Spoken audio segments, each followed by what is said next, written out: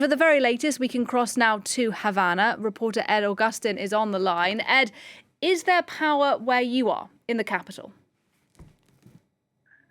About 6 hours ago, power flicked on in some parts of the capital, but in most of the capital, we are without electricity, and that's definitely the same story for the rest of the country, which has been for months. Millions of Cubans have been already, before this latest catastrophe that destroyed so much critical energy infrastructure, have already been living for approximately 6 months with daily power cuts.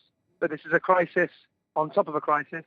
I've just come from a hotel, which is one of the few places in the capital that is available to the public, the paying public, that has an electricity plant. And there are a great many Cubans that have come rather disorderly queues trying to see who can charge their phones. So most of Havana without power. Yeah, and can you give us a sense then just of how people are feeling today? Is there particular concern and worry given the extent of this power outage, or are people hopeful that actually authorities will be able to restore electricity pretty soon?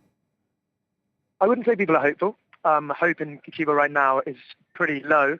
I've been here for 10 years, and this is the lowest time of hope that things will get better because of the pandemic, which took away so much tourism revenue, and US sanctions that have been hardened under Trump and maintained in their bulk by the Biden administration.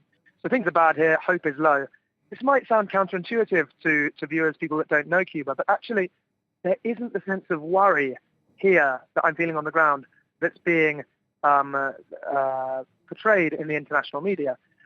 Cubans have a very happy-go-lucky attitude when it comes to these things. They're nonchalant. They shrug these things off. Power cuts are something they're used to. Cuba's been in a deep economic crisis for 30 years. In the last few months, they've got worse, the power cuts. But power cuts are part of everyday life. Of course, this is a much bigger thing, a nationwide power cut that slowly, in some parts of the country, authorities are trying to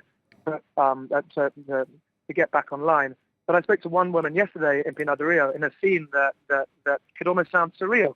It was hours after the Hurricane Ian hit Pinar del Rio, made a direct hit on that western city, and this 60-year-old lady was literally dancing with her co-workers amid lashing wind and broken glass, dancing to reggaeton on a battery-powered speaker. And what she said to me is, look, we've got no electricity, we've got no food, we've got no water. What else are we going to do? We're going to dance. We're Cubans. We're fighters. Now, that's not an entirely, that's definitely an overly optimistic take, but between that happy-go-lucky attitude that so many Cubans have and that collective nonchalance or resignation of others, there's a sense of calm when these things happen in Cuba, perhaps because people are so used to it. Ed Augustin, thanks for your reporting and thanks for your insights today on the programme.